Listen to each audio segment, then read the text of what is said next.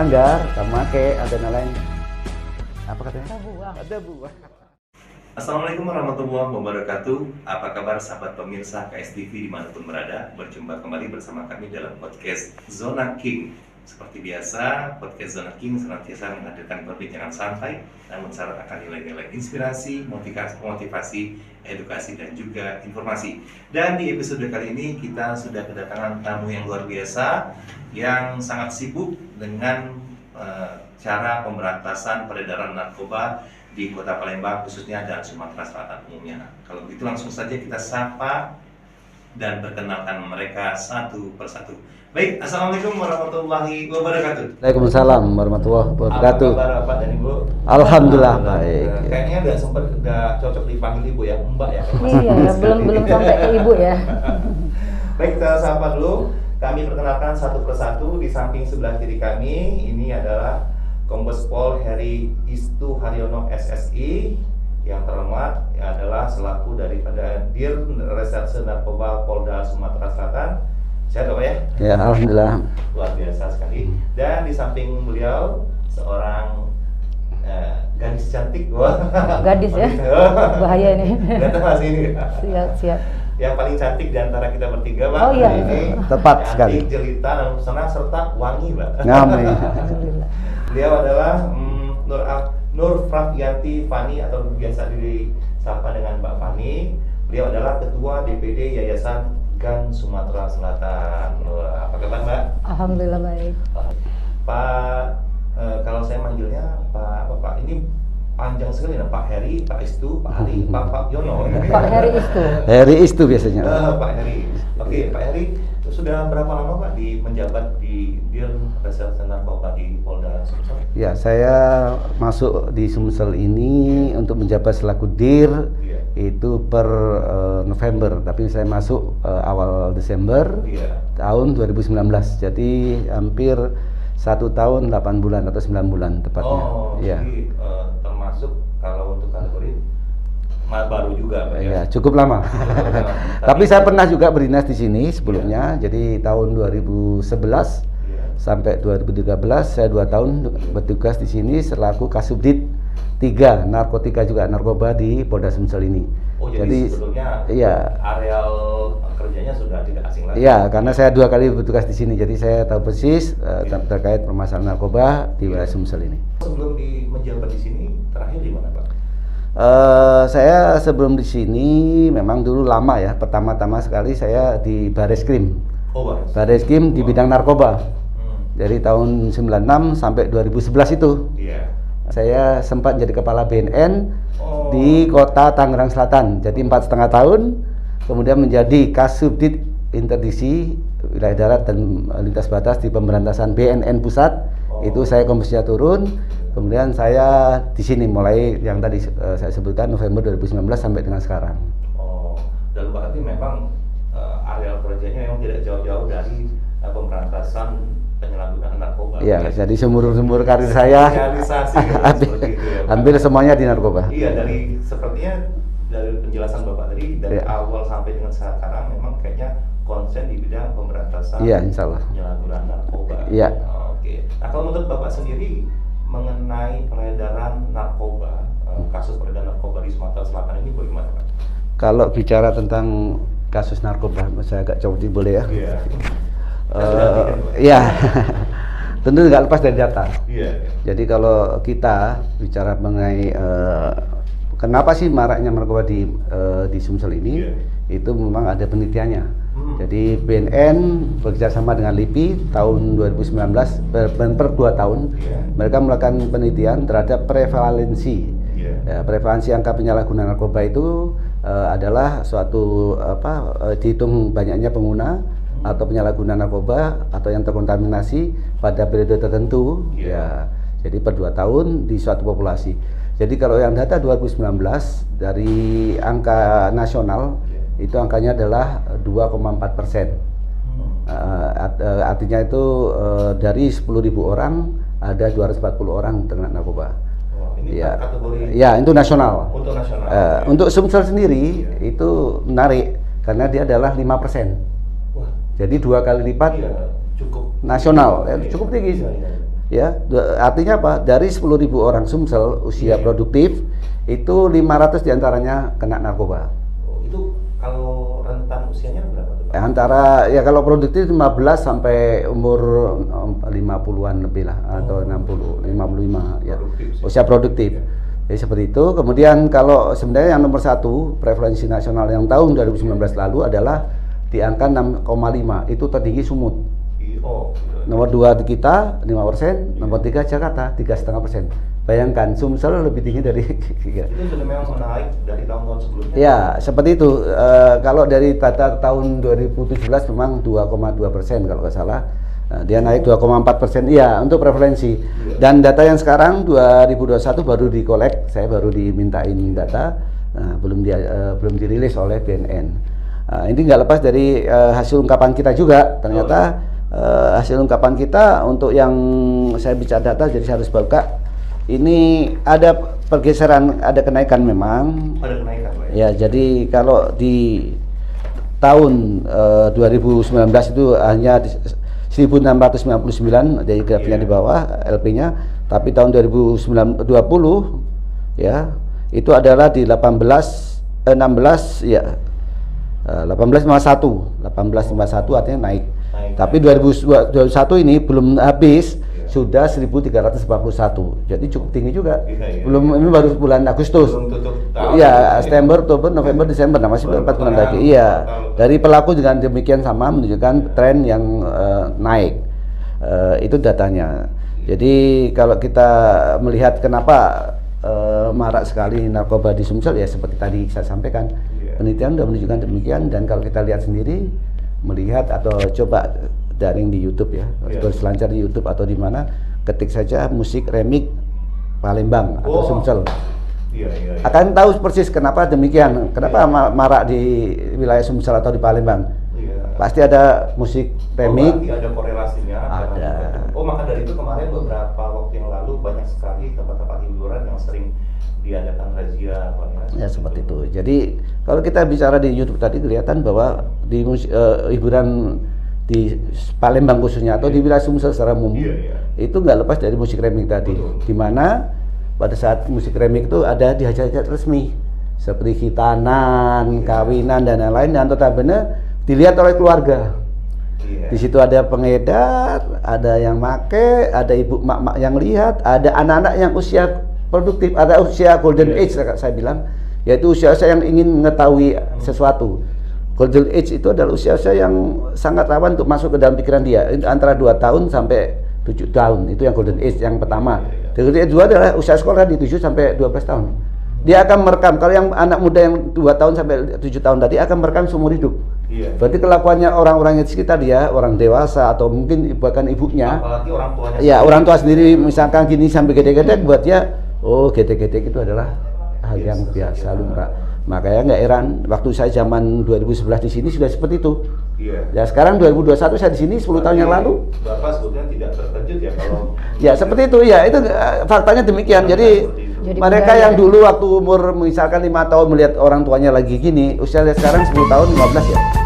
15 tahun pasti dia juga jauh lebih familiar. Anak-anak remaja sekarang tuh narkoba karena paling tidak lingkungan tadi 10 tahun yang lalu pada saat dia masih kecil sudah diberikan contoh dari lingkungannya, Pak. Ya, dari orang tua yang terdekat adalah orang tua tadi. Bahwa narkoba seperti sini menjadi hal yang bukan budaya, tapi ya itulah mereka mendapat doktrin yang salah. Ya saya kira demikian. Oke. Nah ini kita sedikit turunkan tensi sih. Ya bicara data soalnya. Tapi yang saya menarik itu nama ini ya, nama podcastnya ya, acaranya. Kenapa ya ngobat ya? Saya jadi agak obat. Gimana bisa dijelaskan dikit? Jadi memang kita ini matanya sendiri menginginkan hal-hal sinonim yang seperti itu, Pak ya. Karena kesannya kalau biasa-biasa saja itu biasanya tidak eye-catching ya. Terus kalau ngobat ternyata ngobrol bareng tokoh. Dan tokohnya ya pemberantasan narkoba. Oh, jadi agak-agak bir-bir. Makanya saya agak kaget. Oh, bagus sekali. Silakan. Karena kebetulan memang yang episode kita ini tokohnya luar biasa. Ini tokoh. Ya, siap. Baik, ini pokoknya kita tahan dulu Pak. Ini Ya, silakan. Gaspol ini Kita turunin gitu. Karena Pak Dir udah greget banget. Iya, betul. Nah ini kita beralih ke sebelah Pak Dir. Ini ada wanita cantik dan dari tadi saya bilang wangi lagi. Oh, terima kasih. Ini Mbak Fani dari GAN. Kita Siap. turunkan setensi sedikit. Kalau berbicara tentang GAN ini mungkin masih banyak masyarakat yang belum terlalu familiar dengan kata GAN ini sendiri. Bisa dijelaskan Bapak ini?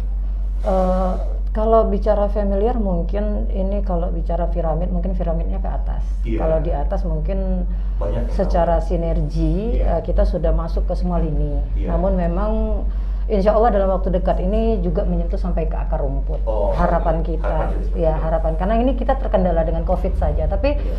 alhamdulillah bulan kemarin dengan dirangkul oleh Polda Sumsel khususnya Direktorat Reserse Narkoba Polda Sumsel dan Bapak di sebelah Doa. kita ini yang langsung memberikan gebrakan dengan mengadakan perlombaan untuk pelajar, kemudian juga ada beberapa TikTok ya Pak Dirya. Oh, iya. Nah itu langsung menyentuh ke anak-anak sekolah, artinya Iya. memang insya Allah akan segera nyampe ke akar rumput karena kemarin kita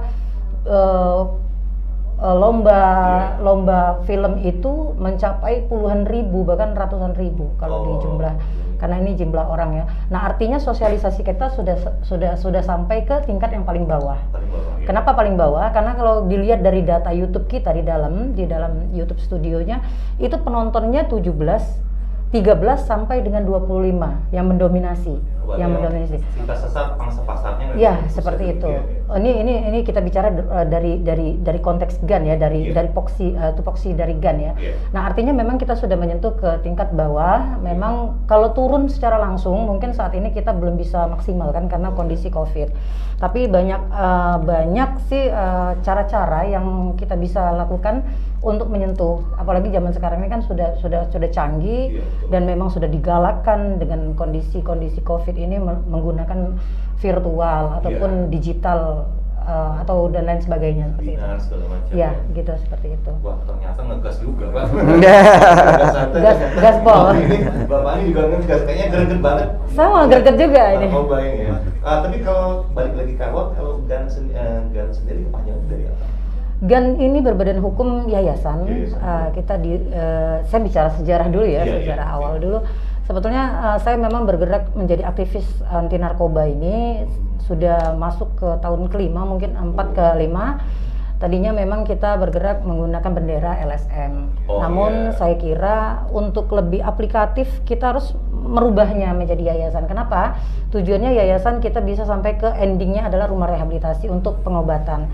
Artinya menyentuh semua lini ya? Menyentuh semua lini. Kenapa? Kita kan fokusnya di antisipasi, sosialisasi, dan rehabilitasi. Artinya setelah kita antisipasi, kemudian kita berikan sosialisasi, edukasi, kemudian kalau memang sudah ada yang terpapar, kita akan rehabilitasi, kita obati seperti itu. Nah, kemudian yang selanjutnya untuk GAN sendiri artinya gugus antisipasi narkotika Nusantara. Jadi kita menjadi gugus terdepan nih untuk menanggulangi bahaya narkoba. Gugus antisipasi narkotika Nusantara. Berarti jadi ini sifatnya nasional ya? Ya, sifatnya nasional. Kita memang sejarahnya memang didirikan di Kota Palembang, namun berpusat itu di ibu kota Jakarta, dan ini sudah ada se-Indonesia. Mungkin sekarang sudah perkembangan terakhir dari 28 mungkin ke 30 provinsi. Kemudian kabupaten kotanya saya belum mendapatkan laporan juga dari kawan-kawan di DPD lainnya. Untuk Sumsel, saya bicara Sumsel sendiri itu ada di 16 kabupaten kota, kecuali Pali ya. Itu sampai level kabupaten. Iya, betul sekali. Berarti memang serius sekali ini ya, karena memang Insya Allah istiqomah. Tidak hanya kita berkutat di ibu kota dan juga ibu kota provinsi, dan justru langsung gaspol ke kabupaten kota. Alhamdulillah kita sudah terstruktur dan masif pergerakannya. Kalau hubungannya sendiri, kalau kita hubungkan antara sinergitas GAN dengan Polri sendiri sampai sejauh ini seperti apa, Mbak? Alhamdulillah luar biasa, kami sangat disambut baik, kemudian kami juga disupport penuh. Wabil khusus untuk Pak Dir, terima kasih langsung saya sampaikan di sini di hadapan kawan-kawan media juga yang nonton mungkin walaupun nggak live ya ini ya. Nah, artinya kami mendapatkan support by secara moral dan bahkan mungkin material ya, kemudian akses juga, kemudian banyak hal yang kami dapat juga termasuk ilmu-ilmu. Nah, balik lagi ke Pak Dir ya. Kalau Pak Dir sendiri, apa sih langkah-langkah yang sudah ditempuh dan ataupun planning ke depan yang akan dilakukan oleh Dir Reserse Narkoba Polda Sumsel sendiri? Ya, jadi kalau bicara mengenai narkoba mungkin ada strateginya ya. Strategi dalam cara menanggulangi narkoba. Nah, khusus untuk yang di bidang Direktorat Narkoba Polda Sumsel tentunya lebih banyak ke pemutusan jaringan atau supply reduction. Tapi kita juga mengembangkan fungsi namanya demand reduction. Jadi kita ada fungsi pinluh juga. Jadi kita ada fungsi pembinaan dan penyuluhan ya, dari pencegahan. Makanya kita selain melakukan penindakan ya, seperti yang saya sampaikan tadi pada periode tahun ini ya, khususnya pada bulan Agustus kemarin kita sudah mengungkap hampir 161 perkara. 161. Ya, tersangkanya 201. Ya, jadi barang buktinya ganja 800 gram, kemudian sabu ada 3 kilo, kemudian ekstasinya 996 butir. Ini untuk ungkap narkoba, dan kita menyelamatkan 20.210 jiwa. Iya, itu yang paling penting itu dampaknya, Pak. Iya, saya kira demikian. Jadi kalau memang tadi nasional sudah kita sampaikan, nasional sendiri kita sudah 1.700 ya, 1.341 untuk bulan tahun 2021 ini, dengan tersangka 1.785. Dan di narkobanya sendiri ada untuk sabu ada di posisi 74 kilo. Ya, jadi cukup marak. Itu yang dari segi supply reduction. Dan di lain sisi kita juga melakukan seperti yang sampaikan tadi, demand reduction atau mungkin juga namanya harm reduction. Nah, harm reduction sebenarnya itu adalah pengungkapan ladang ganja, tapi kita sudah di beberapa Polres kita menemukan seperti Pagar Alam, kemudian di Empat Lawang, dan di Linggau. Linggau itu perbatasan dengan Curup, itu rupanya ada sebagian wilayah kita. Jadi itu namanya harm reduction. Kita sudah sama yang paling banyak Pagar Alam sama Linggau tadi, dan Muara Enim sebagian. Terus kemudian juga melaksanakan namanya demand reduction. Nah, demand reduction adalah melakukan pencegahan. Di masa COVID ini kita memang ada kendala, tidak lagi bisa melakukan tatap muka. Dulu kita pernah melaksanakan seperti di Unsri, ada mahasiswa pertanian baru, kita melakukan seperti ini, ada 20 orang yang di kelas klasikal, tapi yang lain 1.000 diantaranya melalui daring, webinar Zoom, seperti Zoom meeting. Jadi seperti itu. Dan di tahun 2021 ini kami menggandeng beberapa sektor stakeholder seperti GAN kemarin. Kita sebelumnya memang ada bincang-bincang gimana ini menghadapi pandemi COVID ini, di mana kita tidak bisa lakukan secara klasikal atau secara meeting langsung dengan turun ke lapangan. Mari kita siasati dengan membentuk namanya komunitas virtual. Jadi kita merangkul semua dari stakeholder yang terkait, ada BNN di situ kita aja, ya, kemudian ada penggiat anti narkoba, nah, di situ ada LAN, ada ada GAN yang lain. Jadi GAN itu memang ada gugus ya antisipasi narkotika Nusantara. Ada juga kalau di Jakarta namanya Gerakan Anti Narkotika Nasional. Ada juga namanya Ganas itu ya. Ada Ganas Anar dari tempat lain. Nah, kita juga kemarin beranding yang ada di sini penggiat narkoba, termasuk rekan-rekan media yang peduli terhadap kasus narkoba, seperti yang saya sampaikan di awal tadi, bahwa Sumsel yang 5% tadi prevalensi itu tidak bisa dilaksanakan sendiri oleh BNN atau mungkin dari Polri sendiri. Kita harus melakukan namanya kroyok. Sinergitas dengan cara kroyok atau lawan narkoba. Jadi saya sampai kroyok narkoba, kalau bahasa beliau akhirnya dijadikan tagline keroyokan ya. Keroyokan narkoba. Kami kita kroyok karena 5% itu nggak bisa sendiri, dan kalau semua nggak peduli siapa lagi? Ya, memang kalau kita hanya mendengar 5%, tapi kalau 5% dari sekian, ya, dari jumlah penduduk kita ya banyak juga. Makanya saya sampaikan 5% kalau dari 10.000 orang Sumsel aja 500-nya, kalau jumlah penduduk Palembang misalkan 2 juta, nah sudah kita bisa hitung kalau 1 juta aja 500.000 ya. Iya. Ya, kalau 2 juta berapa? Dan ini bisa menjadi ini semacam vampire. Iya. Ketika 500 ini dibiarkan saja tidak Iya. diantisipasi, itu akan menyebar, menulari yang lain bisa. Ya seperti itulah. Jadi Nah, untuk Polri sendiri berarti menurut apa yang disampaikan oleh Pak Dir tadi memang tidak bisa bekerja sendirian. Ya. Jadi ada beberapa elemen, termasuk GAN. Terus selain yang Bapak sebutkan ada lagi yang... Ya, jadi kami juga selain dari strategi demand reduction, kami juga namanya di saat penangkapan, pengungkapan, kita juga membuat peluang namanya restoratif justice ya, penegakan hukum berkeadilan dengan cara kita akan memisah-misahkan mana itu yang pecandu dan pengguna. Atau apa memang pecandu dan ini seorang pengedar benar. Nah, itu mekanismenya kemarin kita juga di Direktorat Narkoba Mabes kita juga melaksanakan namanya webinar petunjuk ke arah sana karena memang sudah jadi kebijakan pimpinan juga untuk melakukan restoratif justice terhadap beberapa tindak pidana seperti pidana kriminal umum, pidana khusus maupun narkoba.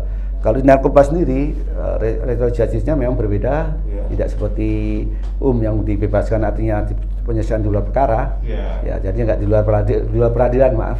Tapi kalau di sini di namanya di narkoba ini, restoratif justice-nya adalah dilakukannya rehabilitasi.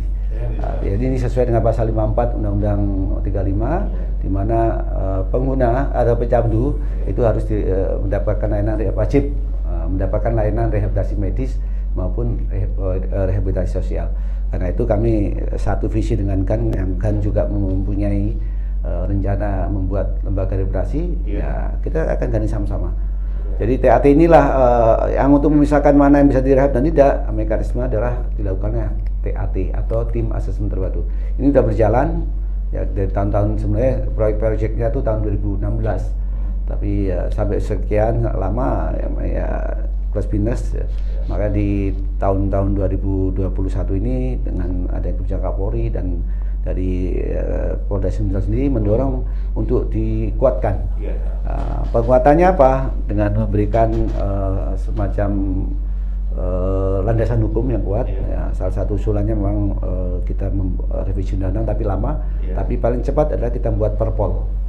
Jadi sementara ini draft perpolnya adalah sampai ke lokal Sumsel, namun saya dapat jawaban, saya ajukan ke Divisi Hukum Mabes Polri, dicatatkan bahwa draft ini diangkat oleh Kapolri. Jadi perpolnya Sumsel dipending dulu, nanti diangkat menjadi perpolnya Kapolri. Jadi ini secara khusus perpol Kapolri tadi akan mengatur restoratif justice semua, termasuk di bidang narkoba. Demikian. Menarik sekali ya. Cuma ini saya ingin lebih menyederhanakan ya. Ini kan kata Bapak tadi akan dibedakan mana yang pengguna, mana yang katakanlah pemakai, dan juga mana yang pengedar. Nah, ini tentu kita akan adakan pemilahan-pemilahan ya. Nah, ada indikatornya apa sih Pak untuk bisa dipahami oleh masyarakat sehingga masyarakat ini bisa berkomunikasi, jangan sampai asal ngomong, enak banget tuh yang itu kok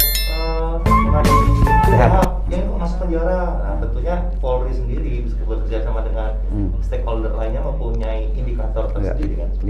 Jadi begini, tim asesmen terpadu ini dasar hukumnya memang di Perber ya, peraturan bersama yang ditangani oleh 7 kementerian lembaga, di mana mereka menciptakan tools namanya tim asesmen terpadu. Tim asesmen terpadu ada 2. Yang pertama terdiri dari tim hukum, tim medis dulu. Tim medis itu yang berhak, dia adalah dokter yang bersertifikat yang sudah dilatih, yang akan melakukan asesmen, akan penilaian bahwa ini pecandu baru, pemula, atau sudah benar-benar pecandu, atau memang hanya nggak ada pecandu. Dia memang apa ya nyari rekreasional saja. Terus kemudian di situ aja juga tim hukum. Nah, tim hukum ini kalau tim medis tadi dari psikolog dan orang dokter ya.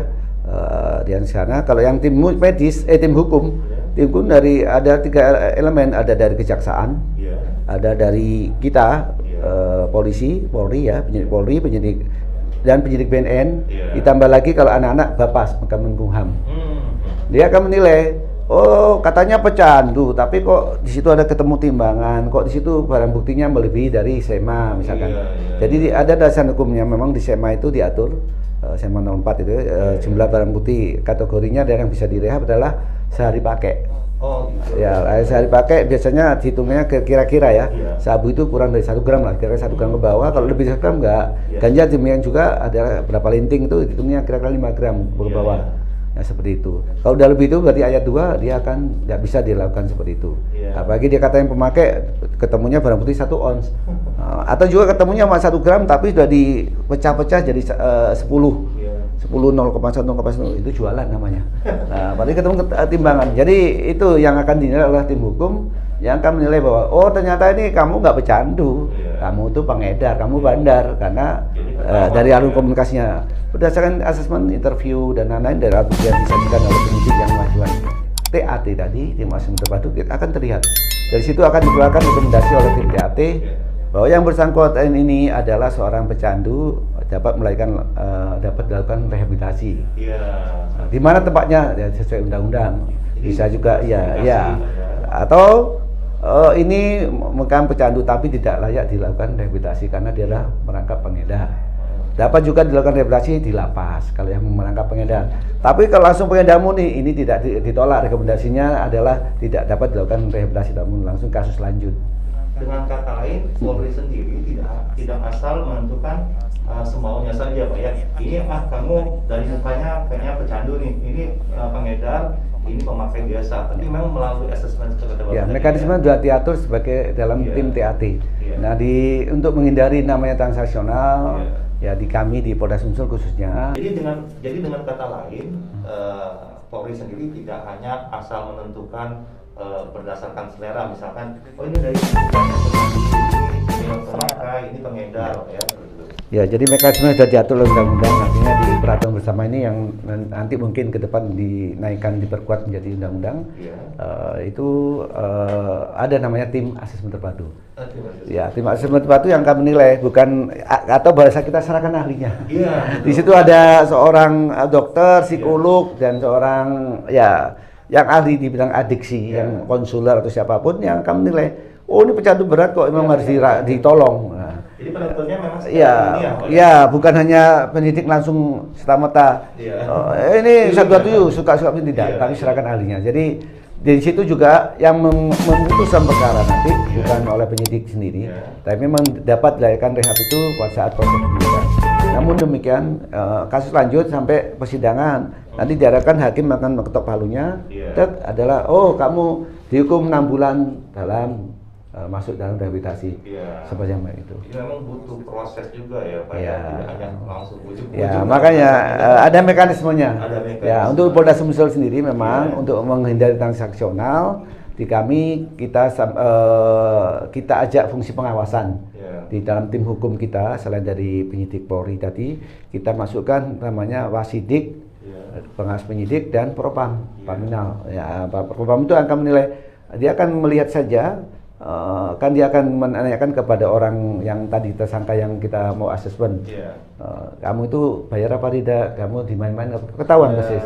Itulah untuk menghindari transaksional kita kita ajak fungsi pengawas internal ke dalam tim hukumnya Polri. Jadi berjalan ya asas kepastian dan keseimbangan hukumnya Pak ya. Ya, jadi dengan adanya pengawas internal diharapkan tidak ada transaksional dan timbul trust kepada Polri bahwa TAT itu nggak main-main loh, nggak wani piro kalau masih namanya. Ya, saya kira. Memang kepastian hukumnya semua yang tertangkap itu dan terbukti akan dihukum, tapi keseimbangan hukumnya dilihat juga dari orangnya masing-masing. Dan tentunya memang ini perlu namanya sosialisasi ya, dukungan dari masyarakat, karena masyarakat yang nggak tahu. Kemarin kayaknya kamu bawa-bawa, kamu bawa-bawa sekarang keluar. Nah, itu harus kita sosialisasikan bahwa ini tidak layak untuk naik kasusnya. Dua orang yang ditangkap bersamaan, tapi kok ininya nanti berbeda. Iya, yang satunya di Bogor-Bogor masuk satunya kok ini ya. Ternyata setelah dinilai tim asesmen tadi, memang dia berhak untuk melakukan rehabilitasi seperti itu. Dan memang salah satu bentuk sosialisasi dan edukasi dari Polri serta sendiri, ya salah satunya kita mengadakan podcast seperti ini. Ya, terima kasih. Inilah memang kita diskusikan GAN kemarin, rekan-rekan GAN. Kita nggak bisa berhenti di musim pandemi ini. Kita makanya di dalam komunitas spiritual kita ada beberapa kegiatan yang bisa kita laksanakan seperti podcast. Kita kemarin menggandeng namanya Radio Sumsel. Oh iya. Ya, kita podcast ke Radio Sumsel dan beberapa YouTuber ya. Kita termasuk ke TV Gandus. Nah, hari ini kita ke Mata News TV ya. Mata TV, kemudian kita juga melakukan namanya Zoom meeting. Zoom meeting ya. Ada juga webinar ya. Kita kemarin ngobras, ya, ngobrol santai. Kalau kita ngobras, ya. Kalau kita ngobrol salah lagi. Baik, kita ngobrol santai dengan narsumnya kemarin Kepala BNN, saya, kemudian dari apa namanya? Duta anti narkoba. Ya, disampaikan. Ya, itu diharapkan kenapa yang kita ajak duta anti narkoba, mereka adalah yang bersama milenial tadi, yang dijaring oleh Mbak Fani dan teman-teman. Di samping itu kita juga melakukan namanya lomba. Lomba kemarin kita ada 2 lomba film pendek dan lomba TikTok ya, TikTok Challenge. Harapannya sebenarnya gampang, sederhana. Kalau kita mengajak mereka, kita edukasi dengan apapun, nanti masuk dengan kiri, keluar dengan kanan. Tapi begitu kita ajak berlomba, dia akan mengembangkan dirinya sendiri. Dan juga memasuki dunia mereka. Iya, mencari literatur sendiri, mengetahui oh ini nggak boleh, ini boleh. Karena yang dinilai adalah pasti lengkap. Mereka oh ini narkoba penyebabnya dan inilah cara menolaknya. Kadang-kadang juga dengan kalau kita hanya mengadakan seminar, kemudian di gedung-gedung atau itu mungkin jenuh mereka, tapi justru mungkin sekarang Polri sendiri jemput bola ya, mencoba memahami dan memasuki dunianya mereka. Sekarang lagi hobi demam TikTok ya. Ya kan TikTok kan lebih sarana sekarang kan di zaman-zaman generasi Z ya. Ya generasi .0 atau 5.0 itu nggak perlu panjang-panjang, harus brief ya, singkat tapi padat. Makanya kan kalau di TikTok hanya yang nari cara jauhi narkoba, tapi zaman TikTok itu ada tulisan tuh cukup mendidik buat mereka masuk. Ya selain yang joget juga menarik, lihat lagi kontennya, oh iya menarik seperti itu di TikTok. Ya kalau film, ya saya kira tadi seperti saya sampaikan, kalau kita ngomong aja mungkin nggak akan masuk. Kalau dia akan ingat, oh perannya saya kemarin gini, cara mengantisipasi narkoba gini. Cara nggak langsung kita melakukan literasi digital. Betul. Dengan literasi digital mereka belajar sendiri, mereka antisipasi sendiri. Nah itu yang kita mengharapkan. Makanya kemarin dilombakan lagi saya sangat senang.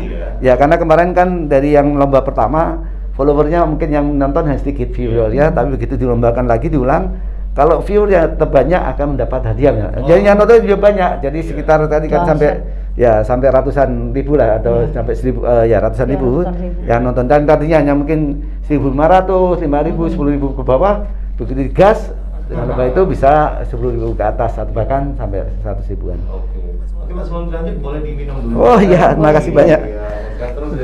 Iya. Memang menarik kalau bicara narkoba ini. Ayo silakan. Banget ya, Mbak Fani juga silakan. Ini ada juga. Saya kira ada isinya. Sambil santai-santai.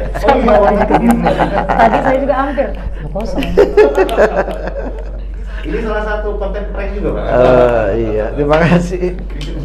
Mari. Jadi kami sangat senang dengan kehadirannya Pak Dir di Sumatera Selatan ini. Ditanya belum udah ngomong nih, saya nggak apa-apa ya? Membantu tugas saya. Oh iya, jadi kita mengalir ya, mengalir. Artinya gini, yang tadinya masyarakat dalam tanda kutip ya menganggap antipati nih sama Polri, antipati nih sama polisi, udah pokoknya bawaannya mau negatif aja mikirnya ya kan.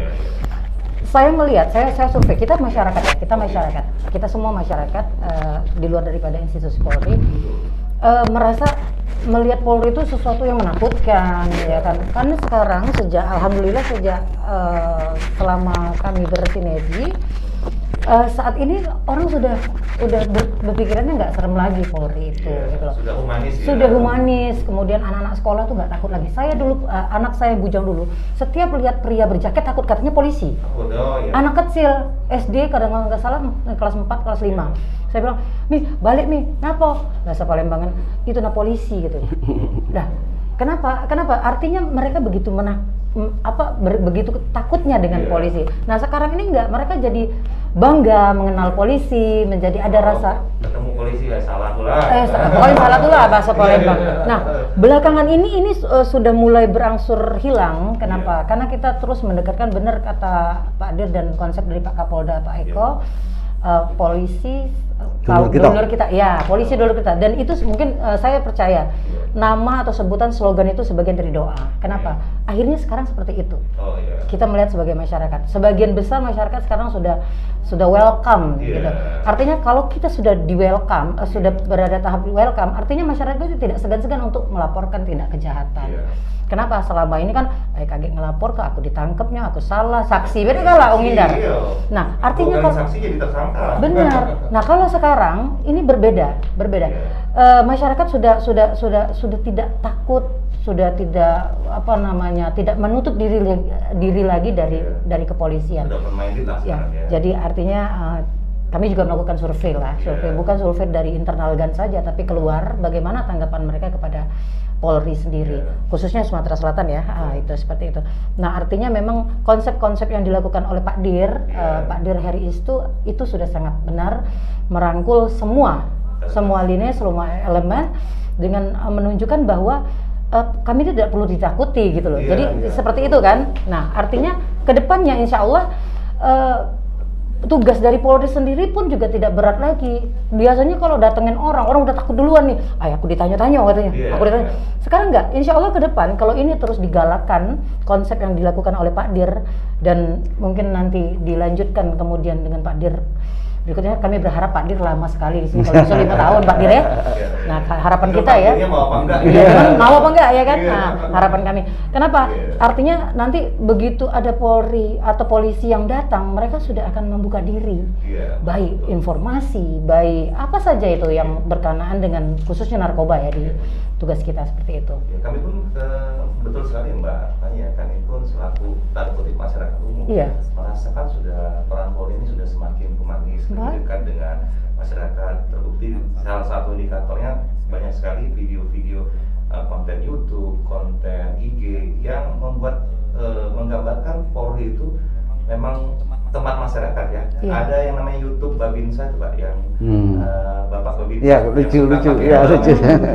Walaupun lucu-lucuan tapi itu mengedukasi sekali. Ketika dia tidak pakai helm kesantung jatuh misalnya kan itu, makanya Pak nggak pakai helm tuh gini kejadiannya gitu kan. Dengan konten-konten yang sederhana seperti itu justru malah lebih menyentuh sebetulnya Pak ya, dan lebih balik tadi humanis. Jadi semua welcome, kalau sudah welcome banyak juga yang akan datang. Sepertinya itu. Nah, kalau GAN sendiri sampai sejauh ini hubungan kerjasamanya bisa jelaskan seperti dengan Polri Mbak? Kerjasamanya bagus dalam konsep program-program edukasi, sosialisasi, bahkan tidak menutup kemungkinan koordinasi juga ya? Koordinasi dalam bentuk misalnya terjadi peredaran gelap narkotika misalnya, artinya yang sudah meresahkan masyarakat, itu kita tidak menutup kemungkinan untuk itu, tapi kita memang lebih fokus ke sosialisasi dan edukasi dan rehabilitasi. Bukan berarti kita juga kita menutup mata dengan adanya peredaran gelap narkoba di mata kita ya, enggak. Nah, artinya memang ini tadi konsep dari yang sudah dilakukan oleh Pak Heri itu dan Pak Eko itu sudah sangat bagus sekali, dan kita sangat mengapresiasi dua tokoh Polri yang ada di Sumsel yang memang sudah merubah mindset daripada masyarakat tentang bagaimana sih Polri itu sendiri seperti itu. Nah, artinya kami saja sudah tidak merasa takut lagi kalau ke Polda. Kalau dulu masuk pagar Polda aja takut banget. Kalau sekarang itu saya lihat semuanya sudah merasa nyaman saja. Bukan kami sendiri yang memang sudah melakukan sinergitas, bukan, tetapi juga masyarakat. Artinya slogan Polri milik masyarakat itu sudah masuk ke relung jiwa daripada masyarakat itu sendiri, dan kami harapkan itu juga dilakukan oleh Polri dimanapun berada, seperti yang dilakukan Pak Eko dan Pak Heri seperti itu. Terus saya mendapat bocoran katanya GAN ini sedang mengadakan program mendorong untuk membuat rumah rehabilitasi atau gimana? Oh iya, jadi sebenarnya puncak dari program Yayasan GAN ini sendiri adalah rumah rehabilitasi. Ya, jadi ini masih bentuk wacana, tapi bukan berarti sekedar wacana, tapi kita sudah konsep sedemikian rupa, kita sudah atur planningnya, insya Allah dalam waktu dekat kita upayakan segera terlaksana, karena ini kan terkait situasi dan lain-lain hal kan.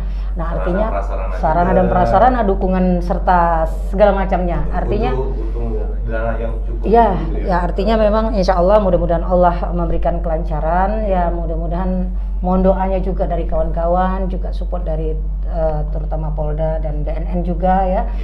Untuk Pak Dir juga selalu mensupport kami. Nah, artinya memang ini akan kita segerakan karena memang rumah atau balai rehabilitasi kita sendiri di Indonesia kalau tidak salah ada 5 ya Pak Dir ya, 5 untuk se-Indonesia, untuk BNN punya ya, untuk balai rehabilitasi untuk pusat yang besarnya, tapi untuk masyarakat banyak memang.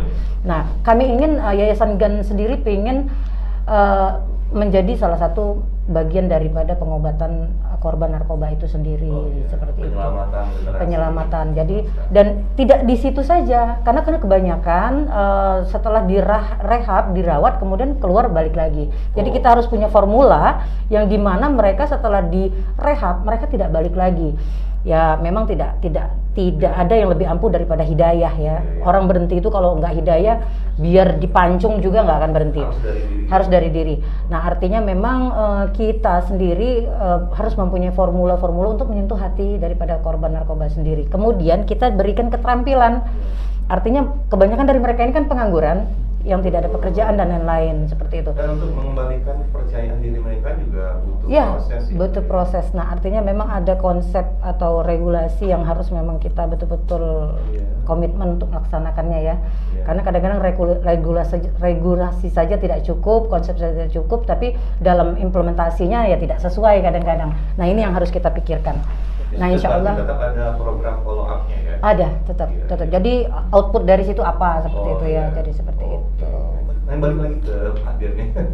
Pak Dir ini terkait kata Mbak tadi areal ya di Sumatera Selatan. Menyentil sedikit dengan beberapa waktu lalu sempat heboh yang namanya kampung narkoba. Bagaimana pendapat Bapak? Ya. Jadi kembali ya, sampai saya sampaikan tadi strategi untuk selain supply kita juga melakukan demonitisasi tadi.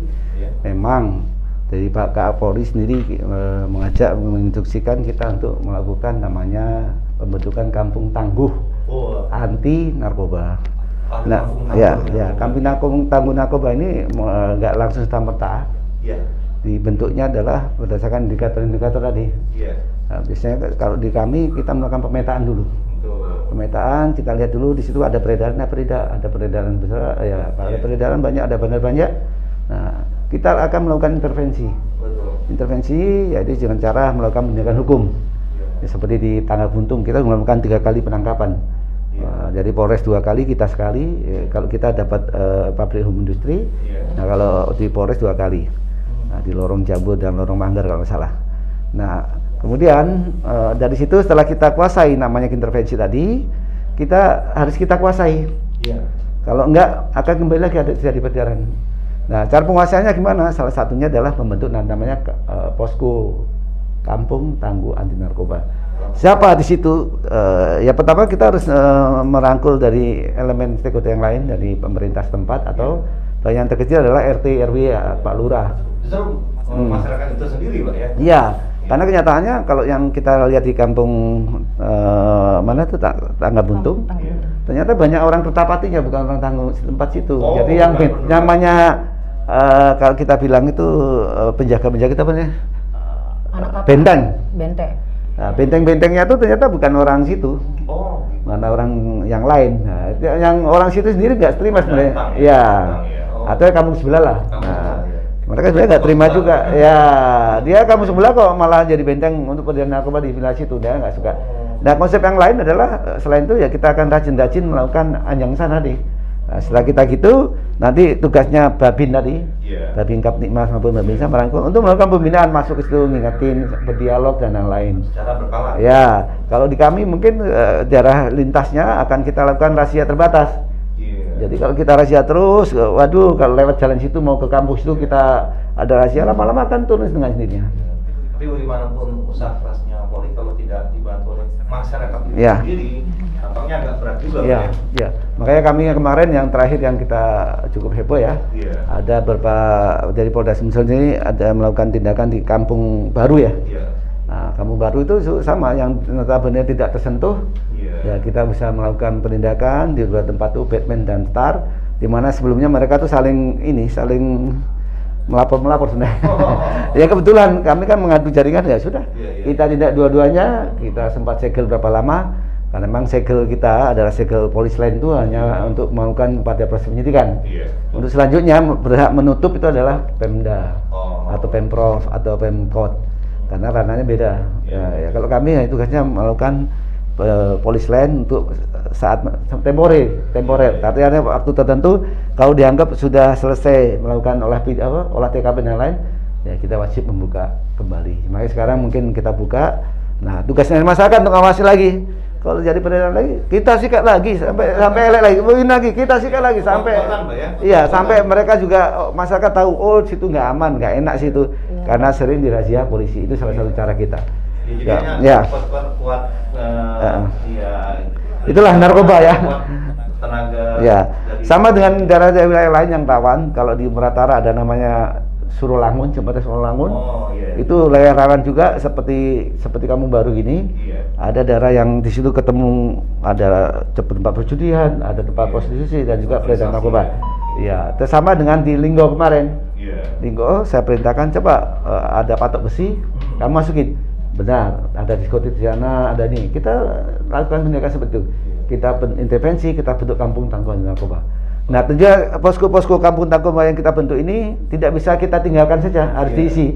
Makanya kami menggandeng stakeholder yang lain seperti BNN dan penggiat narkoba untuk melakukan edukasi, ajang sana mengisi, karena posko kemarin kita buat kayak pos ronda itu kita isi hanya bener-bener aja.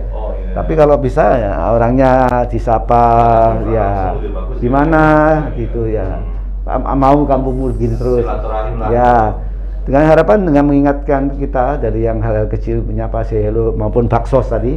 Ya kita juga kemarin dengan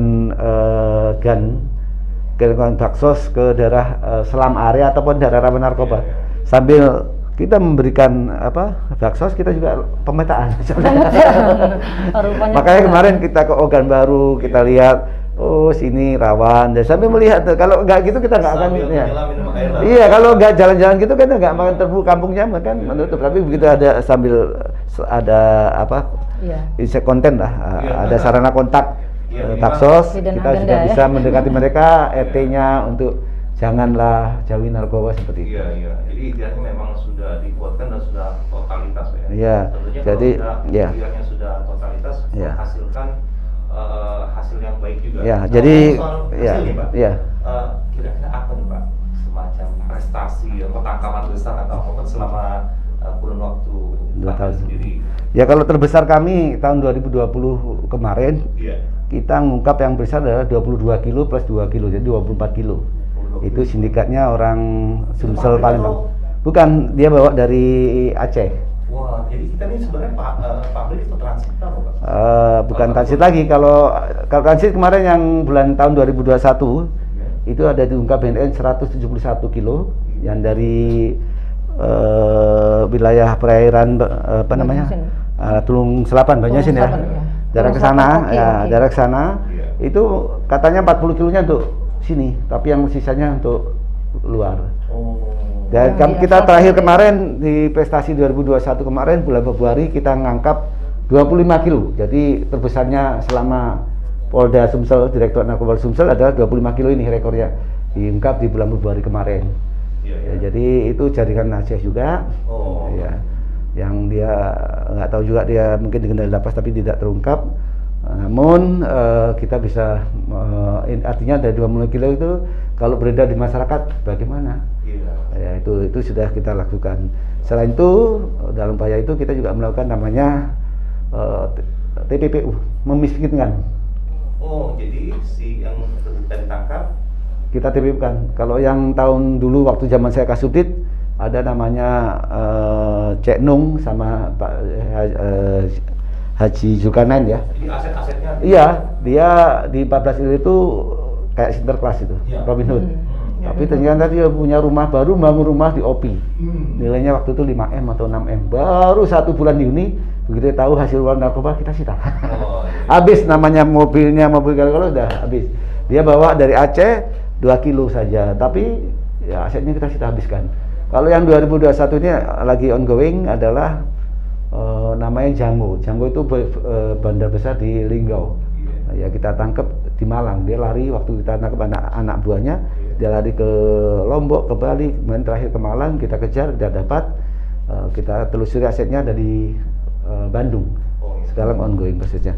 Jadi kembali kita berterima kasih juga ke pimpinan Polda yang lama, Bapak Eko. Itu beliau punya konsep ya, jadi istilahnya kearifan lokal. Betul. Yang dinamakan polisi dulu kita, MAMPDK atau ya dengan konsep MAMPDK kita lebih membumi. Makanya kita kemarin di forecast kita forum komunitas virtual itu kita juga namakan forum komunitas MAMPDK bersinar. Artinya polisi dulu kita bersinar, mengajak semua stakeholder untuk ayo keroyok 5%. Ini masalah persoalan semua pihak. 5% bukan persoalan BNN, bukan persoalan pihak polisi, tapi persoalan seluruh masyarakat termasuk Pemda dan seluruh masyarakat. Kita nggak mau anak-anak kita nanti seperti yang saya ceritakan 10 tahun yang saya berdinas itu musik organ rembik itu dari dulu seperti itu sampai sekarang seperti itu, kita akan sedih. Ya, maka kita harus melakukan upaya. Saya kira demikian. Kalau sekali lagi, kalau dihubungkan sendiri dengan pendidikan karakter dan pendidikan agama, Bapak bagaimana? Ya itu sebenarnya kunci utama. Jadi kan pada usia golden age itu, usia 2 tahun sampai 7 tahun itu kan yang paling berperan adalah orang tua. Orang tua itu kalau di Singapura saja beliau memberikan namanya doktrin ya, dogma doktrin itu kamu jangan salah, jangan kalah di usia segitu. Hanya 2 aja dia, jangan salah, jangan kalah. Jangan salah berarti dia nggak boleh melanggar hukum. Jangan kalah, mereka harus survive, harus jadi pemenang, timbul jiwa pemenang. Nah seperti itu bagus sampai mereka sampai sekarang ini Singapura seperti itu. Negara kecil tapi sangat kuat sekali. Nah kalau yang di urusan narkoba, kalau dari usia yang golden age tadi dibilang ini narkoba ya, ini haram.